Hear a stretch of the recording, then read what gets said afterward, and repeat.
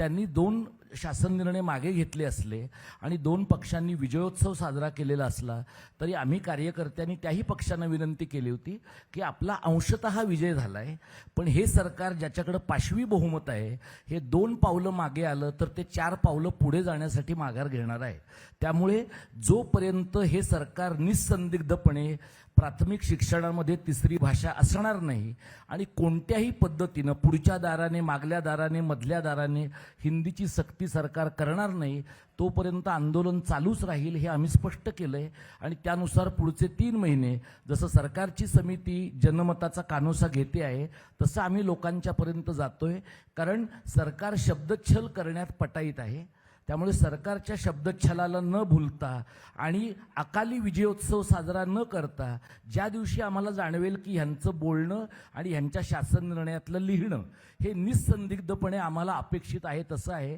त्यावेळेला विजय साजरा करायचा की नाही याचा आम्ही निश्चित विचार करू।